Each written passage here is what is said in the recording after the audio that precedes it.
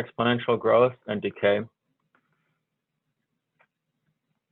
So let me talk a little bit about this. There's a couple ways you can approach this. One of them is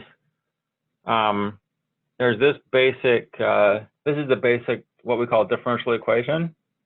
And it says that the rate of change in, so like if y is some amount, okay, so maybe you can think of y as being a population, and the change in population or the population growth is equal to, is proportional to the population that there is. So y, the change in y is proportional to the amount of y that there is at any given time. Okay, so that could be a population. That would be growth. Decay would be like radioactive substance. It follows this formula right here. But a number of things. Now, I'm not going to, one way you can solve this, I'm not going to like, this is not going, you're going to be tested on this, but one way you can solve this is by separation. So if you treat this like as a fraction, although it's not a fraction, but if you just pretend that it is, and take the dt to the other side of the equation, like that, then you have dy over y, and then the y comes over here. So dy over y equals k dt. And then if you integrate both sides, if you integrate this, you get the natural log of y. And then over here, you get, we integrate with respect to t here, and then maybe there's a constant there. Okay, and then if you take the natural, if you exponentiate both sides, okay, so you start with e equals e, and then take e and raise it to each side of the equation, then this becomes just y, and this becomes e to the kt times e to the c. Okay, and then this right here, it turns out that when t is 0, this is all 1, and so when t is 0, y of 0 is just whatever this is, and so they call it y of 0, e to the kt. Okay, and so that's how you got that equation right there, which is what we're more interested in. And this is good for exponential growth and exponential decay. Okay, now there's another way you can come about this, and let me show you that. Let me give you this example right here. This one is compound interest. Okay, so it is a formula that we know from compound interest, and this right here, you know, notice that this is the same as this. This is continuously compounded.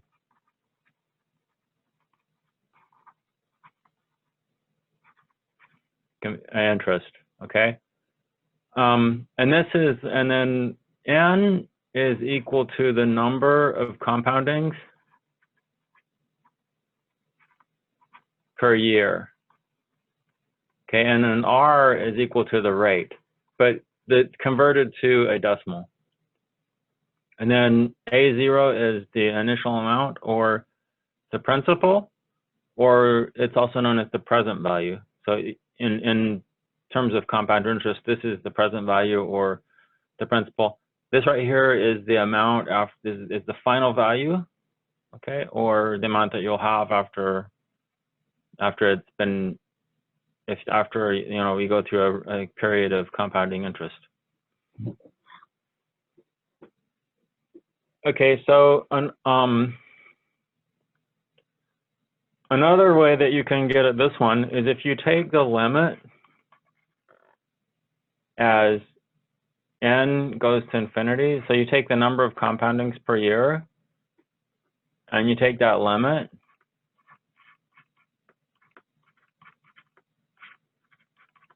you actually get, this actually converges to e to the RT, okay, as n goes to infinity. Okay, so that's another way that you can actually get it. You actually can get to that formula. You start with something like this, and then let n go to infinity, and you actually get this, okay, which is similar to what we have over here. Okay, and calculating this limit is beyond the scope of what we've done so far. But if you continue on to Math 213, which is the next semester, I have this, calculus 2, then we'll learn how to deal with this better. Okay, so anyways, let's go on to the homework. Now, for this section 3.8, there's a couple things that I did. The first one is you only have, let me make sure, you only have the 3.8a. There's no 3.8b homework. And we only cover compound interest, okay? So just keep that in mind. Wait a minute.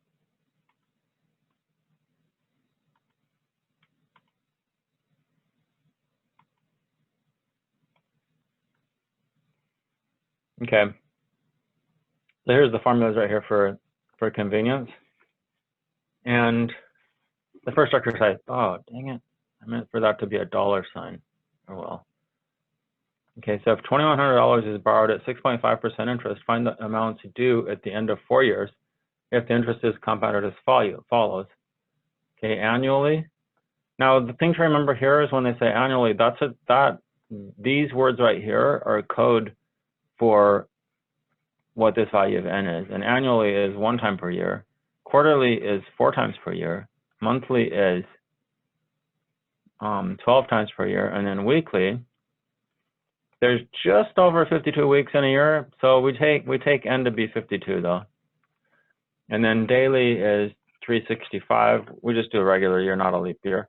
And then hourly, that's gonna be 365 times 12, whatever that is. And then continuously, we use the other formula. A0 e to the RT is the formula that we use.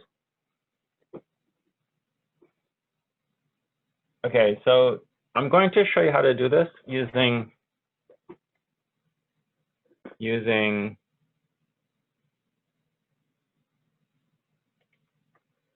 Excel. Okay, so let me open Excel up here. And we'll switch over to Excel in a minute, so make sure you see the make sure you got the different things. Okay. So remember the important stuff that it's $2,100 is the amount borrowed, and it's 6.5% interest, and in 4 years. Okay. So we're going to apply these formulas. So T is 4, and then these are your values of n that you're going to plug in, and then R is 0.065. Okay, so you convert this to a decimal. Okay, so let me show you how to do this in Excel. Okay, so over here, I'm going to have the different values of n. So remember that we had the value of 1 was for monthly or annually, 4 was for quarterly, 12 for monthly, 52 for weekly, 365 for daily, and then if you type in equals 365 times 24, then that's going to give you hourly. Okay, so those are the different ones that we're looking at. And in fact, I could probably, maybe I should say what these are: annual, quarter, monthly, weekly, daily, and hourly. Okay, so that's what n is. Okay, now here I'm going to put the formula, and it's 1 plus, and then the interest rate was 0.065 over the, and this is going to be divided by whatever value of n was, so I just say B2, and that's going to be raised to the number of years, which is 4, times the number of compoundings, B2. I forgot to put the amount. So I forgot to put the principal amount. So I'll put that in there right there. It's $2,100 times that. That's how I do that.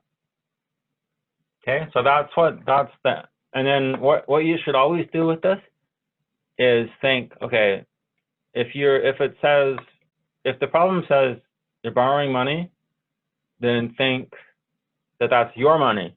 Think that you're borrowing money, okay? And if you borrow $2,100, is it reasonable that in 4 years you're going to pay back $2,700 or $2,723? Does that sound reasonable? I mean, because that does sound kind of reasonable, okay? And you can like avoid a lot of mistakes this way, because if you borrow $2,100 and then you do the calculations and it says you got to pay back $500,000, then you're gonna be like, whoa, that's not right. No way I'm gonna borrow $2,100 and then have to pay back $500,000. Okay, or if you're borrowing $2,100 and it says you have to pay back $100, you'd be like, no way. I mean, that would be a sweet deal, but there's no way that's gonna happen, right? So if you just think, this is money that we're dealing with here. Okay, so these are all the answers to the first part. Continuously is another story. We'll get to that in a second. Okay, so 270158, 2717, 87, and so on down the list. Okay, so you round it to the nearest cent, by the way, because in here we deal with dollars and cents. Okay, and then you don't go any further than that. Okay, let's go back to the reader, and so for the first, just put what the answers were for each of these. So this one was 270158. This one was 2717 87. This is 2721 64, and this one is 2723 11, and 2723 49, 2723 55. Okay, and then this last one, that's going to be 2100 times e to the 0.065 times 4. Let me see. Let me make sure this works out okay.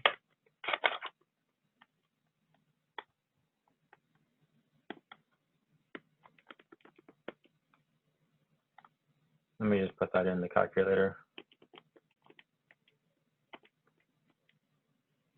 Okay, and then the more interesting enough, it actually gives you the same value. It gives you the same value as right here when you round it off. Rounds off to the same thing. So continuously, about the same as hourly.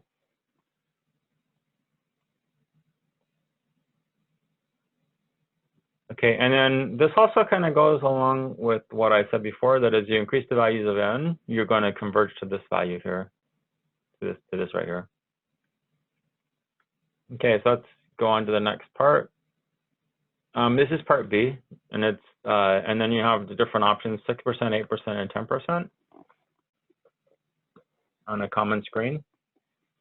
And so, of course, the 10% is going to give you the most, and the 8% is going to be second. So this is the only one it can be right here, because you want the 10% on the top. Okay, so that's how that's interesting are going to grow. Okay, let's look at number 2. It's the same thing. So this will be A0. The rate will be 0.0165. And T is going to be 5 years. And then this determines the different values of n. So n is 1 here, and 4, 12, 52, 365, and 365 times 24. And then for this one, we use the other formula.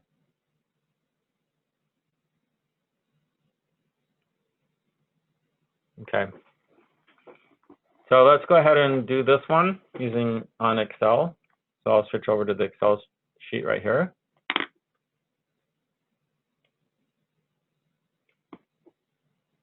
Let me copy that so I don't have to write it all again because it's the same numbers as before. Okay, so then here I can do that in, type of equal sign, and then the principal or the present value is 3,500, and it's 1 plus the interest rate, which is 0.0165, divided by what's in by B12 in this case, because we're in the 12th column, but whatever column you're at. And that's raised to the, and you want to put parentheses around here because if not, then you're going to get into trouble. So this time it's 5 years times B12 again. Like that. Okay, so 37.98. And those are going to be all the values right there that you got. Okay, those are all the values. So go back and put those in. This is just reading off the Excel spreadsheet. 37.98, 44, 3,800, 35, 3,878, 3,895, 3,899 cents. This is going to be 3,801 with 0 cents. Wait. Okay, we don't have the hourly. The hourly is not one of the things, so just cross that out. This last one right here is going to be 3,500. So the present value is 3,500 times E to the R, which is 0.0165, times T, which is 5. And that turns out to be 3,801.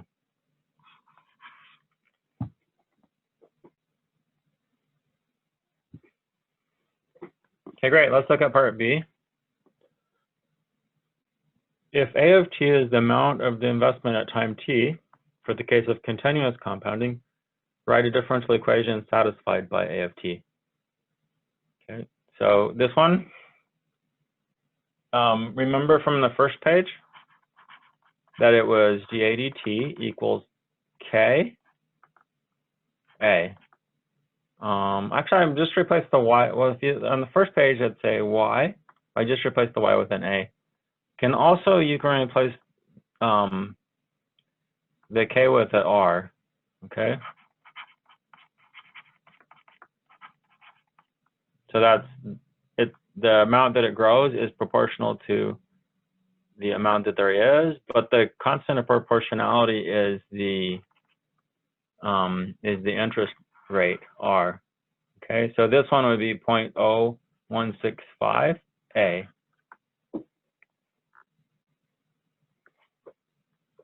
Okay, so the constant of proportionality is the interest rate. Okay, find the initial condition satisfied, and that's just going to be $3,500. That's the initial condition. Okay. Let's go to number 3. How long will it take an investment to double in value if the interest rate is 5% compounded continuously? Okay, so here's the formula. Okay, so the amount at any given time is equal to the initial amount times e to the RT, but R is 0.05. And they're asking how long. So basically they're asking what is T? Okay, so how long will it take to double? So this is the amount that there is. So what you do is this part right here. If you started out with A0, then double that would be 2 times A0. Okay, so now you're just solving this equation right here. This equals that to try to find what T is. And when you do that, these A0s are going to cancel. And you get that. Okay, now take the natural log of both sides.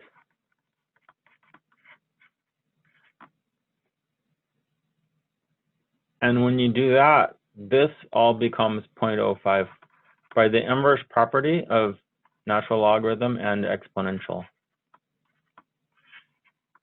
So T is going to be natural log of 2 divided by 0.05.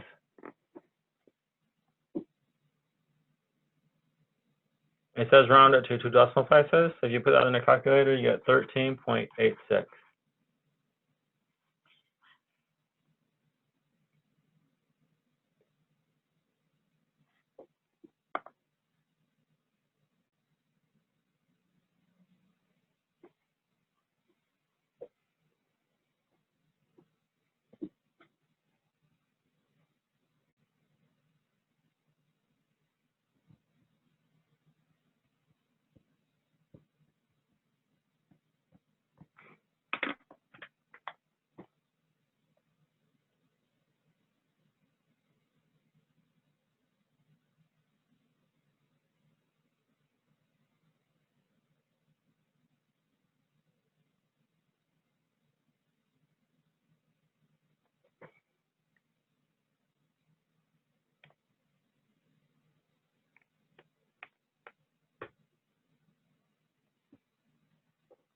Okay.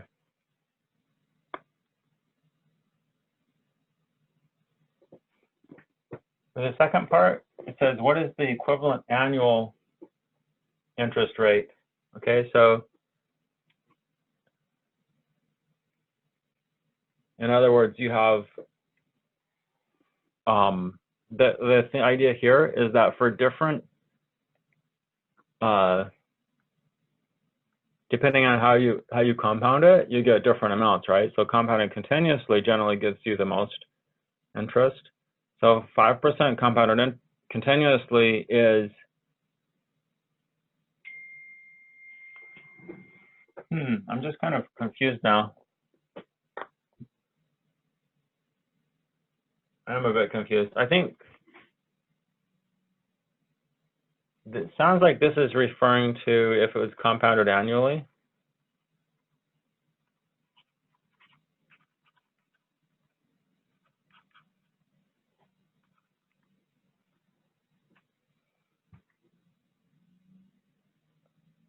That's what it sounds like. Well,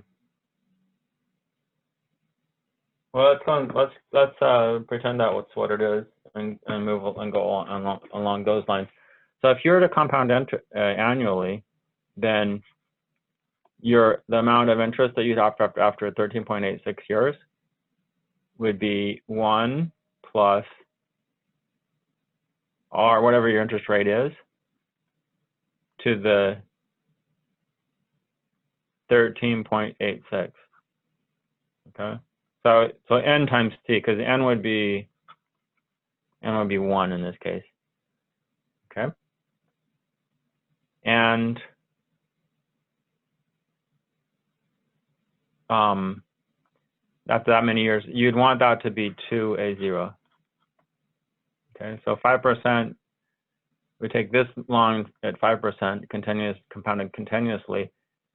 How long, if you're compounding annually, would you get to get the same amount? Okay, and so these are going to reduce, and if you take the natural log of both sides,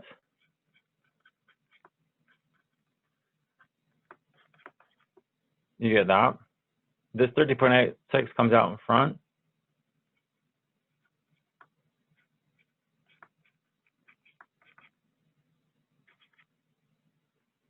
And it goes over to the side.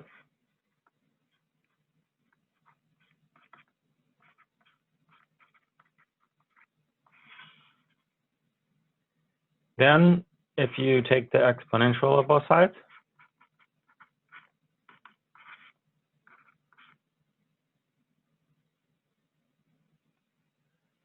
wait a second. I made a mistake here. I forgot to take the natural log too, but I'm repenting. Look at that. I repented. Okay. So then this is 1 plus r is equal to e to the natural log of 2 over 13.86. And so r is e to the natural log of 2 over 13.86, all minus 1. And I get 0.05128. 226, okay? But we're supposed to convert that to a percentage and round it to 2 decimal places. That means that this decimal goes over 2 spots, so it becomes 5.1, and then this 8 makes that round up to 3, make the 2 round up to 3. So that's the 5.13%. Should do the trick.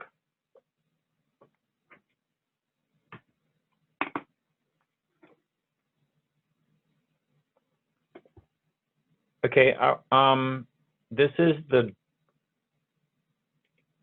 okay, that's it for the homework. I wanted to just say a couple of things about compound interest, just to give you an idea. Let's suppose that you had, so this is hypothetically speaking, let's suppose that you had an initial amount of, I don't know, we'll say $1,000. Okay, and let's say that you're gonna do this for 40. You're gonna invest it for 40 years. Okay, so the interest makes a huge difference when you have a long time period. And let's just say that it's continuous. No, let's just say it's compounded monthly.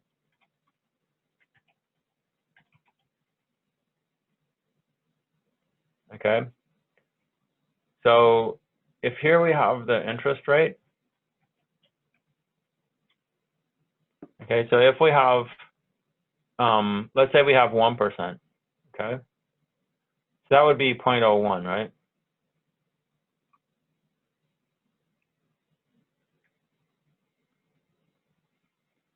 So what would we have at the end? So that would be 1 plus the interest rate, which is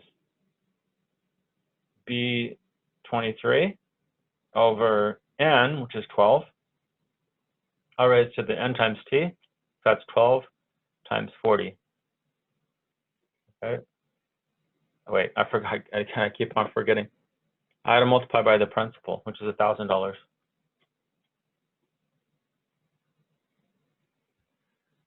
Oh, I'm doing really bad today. Okay, so 1,000 of that. Okay, so if you had $1,000 and you invested it for 40 years at 1%, you'd end up with $1,491.58, which probably at the end of 40 years that's probably going to be worth less than your $1,000 now is worth. That's probably going to be worth less than that. Okay, so let's bump it up a little bit. Let's go 3%. Say it's 0.03, and see what happens. Okay, so then if you do that, then that's going to be $3,000. Okay. Now watch what happens as we go higher and higher. So 0.06 is going to be, okay, that's $10,000. Okay. Check out 10%. So that's 0.1. With 10%, you're talking $53,000. Now, if we do, let's say we go, some credit cards charge like 20%. Okay, let's see what happens if we do that. Okay, so if we do that, then if we go 20%, then we're looking at, what is that? Okay, 20% is $2,790,000, and it's like more than $2 million, more than $2.5 million, right? With 20% interest. Whereas with 1% interest, you're getting, you're just getting like 1,491, it's just barely growing, right? Okay, and then of course, if there was no interest, then it would be that. Okay, so so you can kind of you can see from here that as you increase this interest rate, it goes up. The amount that you get back goes up exponentially. Okay, and maybe you can learn some things from this. And my hope is that you'll stay away from credit cards. Well, no, that you'll stay away from credit card interest. Okay, that you'll be like, no, you can't be paying 20%. Even like 15% is pretty bad. And then also, that's why they say when you're young and you start investing, so when you get a job and get like a 401k and you start setting aside money for retirement, when you're young, it's okay to like go for a risky investment, because if you go for a risky investment, as opposed to a really conservative investment, that's like maybe 1 or 2%, it's only going to give you back 1 or 2%.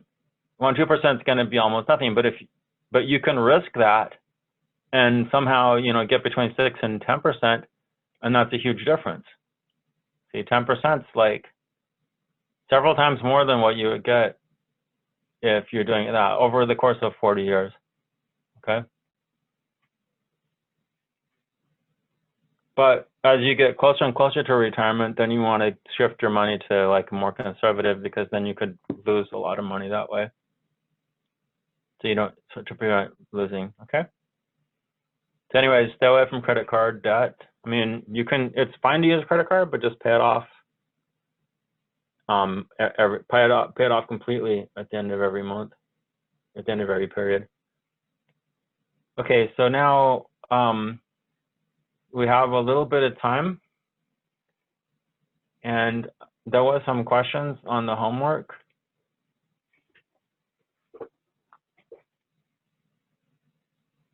So I'm going to first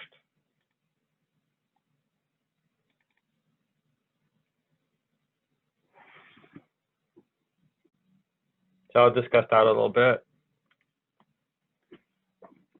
Okay, so section 3.3b.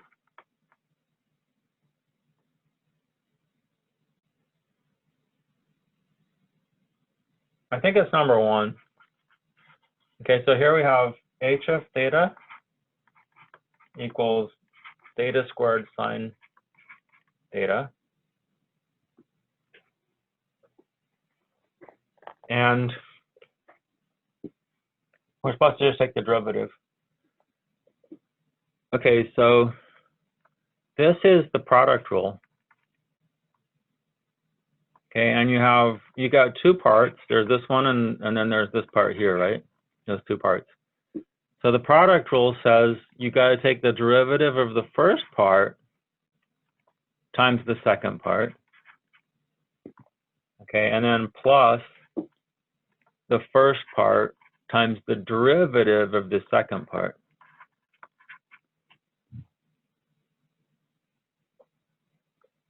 Okay, so here you take the derivative. Here you take the derivative. There you don't. Here you don't take the derivative. You just take it, and here you take the derivative. Okay, so that's how the product rule works. And then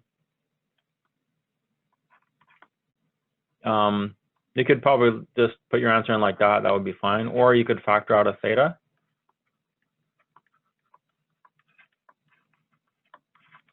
Like that.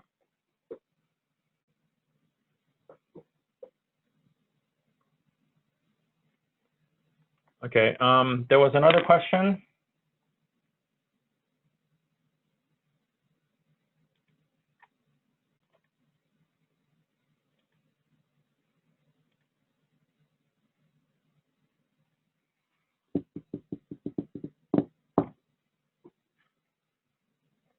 Dang, I didn't leave myself very much space. I wonder if I can add another page to this. No, that doesn't add pages.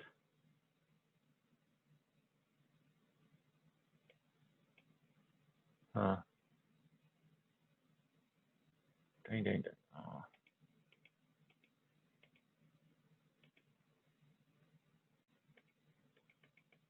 I should have left myself another page. Okay, so let's try this one. So the other question was,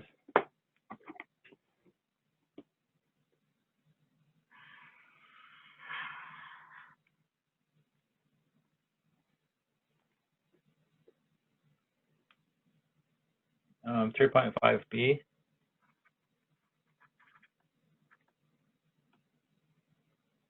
Number 10.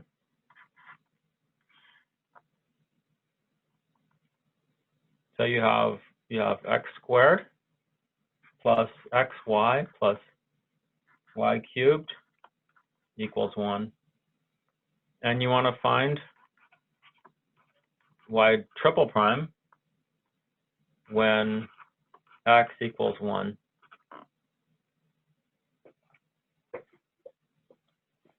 Okay, so the first thing you're going to do is you're going to plug 1 into here. Plug 1 into this equation here.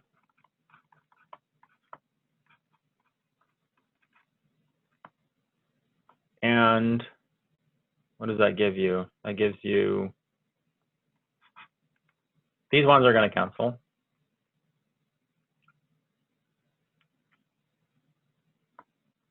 Boy, this is confusing now. So because I get y cubed plus y equals 0. Okay, the only way that's going to happen is if, yeah, the only way that's going to happen is if y is 0. Okay. Okay, so we have 0, 1. Wait. We have 1, 0. So x is 1 and y is 0. Okay, so now what we're going to do is I'm going to use implicit differentiation on this part.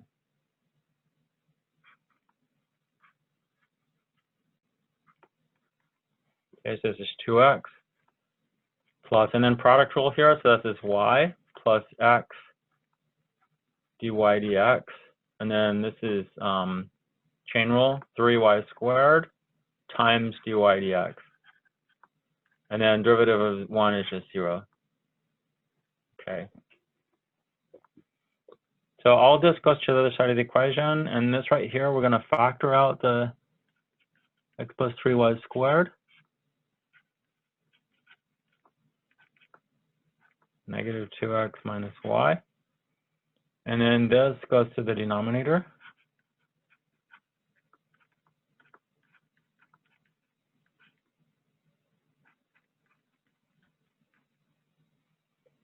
Right there. And I'm going to plug in the 1 and 0.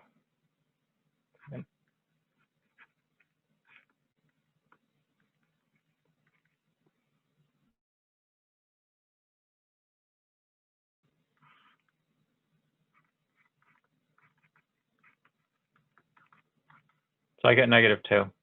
Okay, so dy dx is negative 2.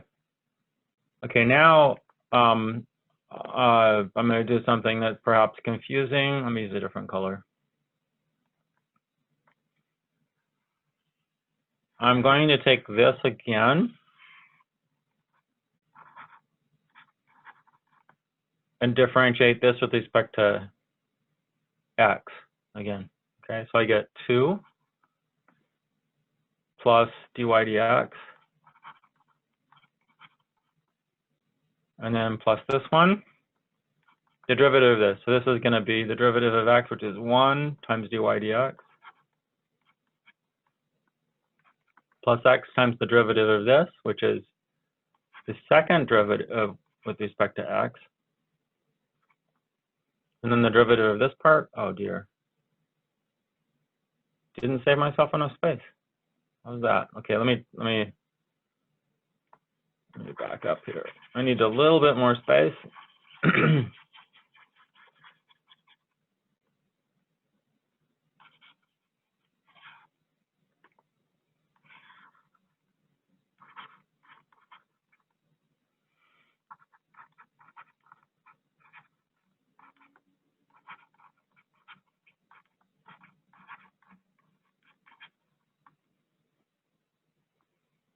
Okay, and this one's going to give me two pieces, which are 6y dy dx. That's the derivative of 3y squared. But you still have this dy dx right there. Plus 3y squared times the second derivative. And that's all equal to 0. That's all equal to 0. I still didn't save myself enough space. Well, I can combine some things and then we're fine. Okay, so this is, there's two of these here, so that's 2 dy dx.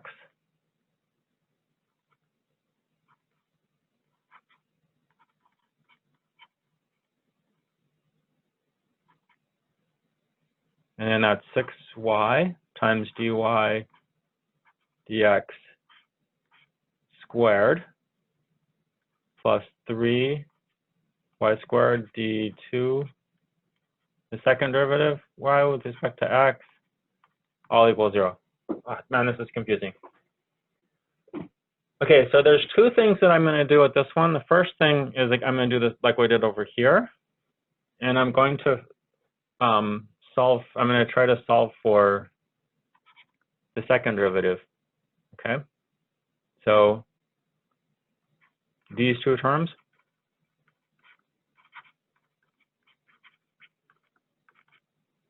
that and that are there, and then everything else goes to the other side of the equation.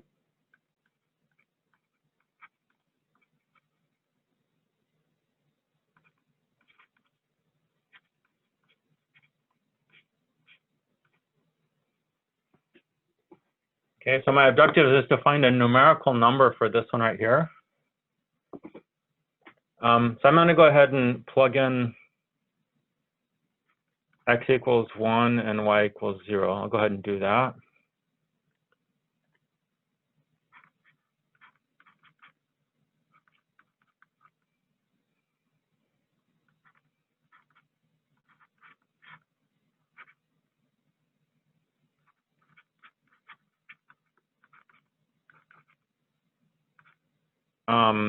And then dy dx is -2.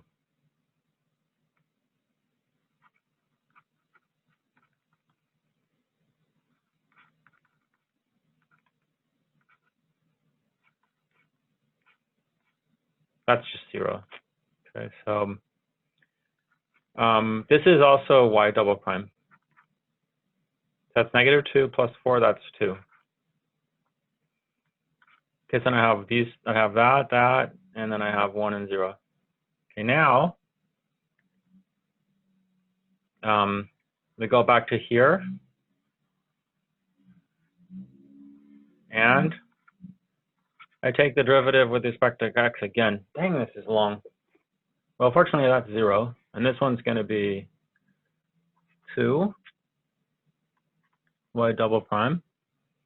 That's the second derivative here, plus, okay, the derivative of that is 1 times this, which is double prime again, plus x times the third derivative. That's going to be the third derivative.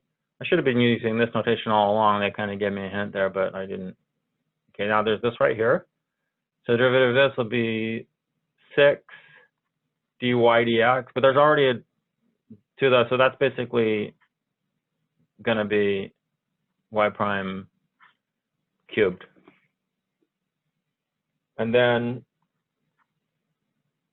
the derivative of this part will be a 2 coming down, so that's 12 y prime times the derivative of this part, which is y double prime. Okay, and then over here we have 3.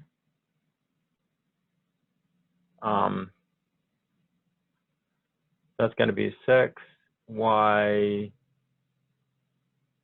dy dx times the double prime plus, I don't think this doesn't really matter because there's these y's in here, so it doesn't really matter. Okay, and then the final step, and then that's all equal to 0. The final step is to set x equals 1, y is 0, y prime is -2, and y double prime is 2, to plug all those in. So this is 2.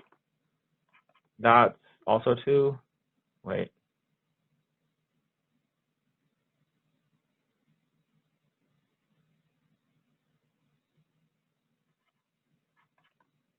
This is 1. And this is y triple prime, which is what we're after. And this one is -2 right here. And then this one has these last terms right here, since they've got these y's in them, and then y is 0, those are just going to be 0, 0, 0. All equals 0. Okay, so what's this right here? 4 and 2, that's 6. This is 8 times 4, that's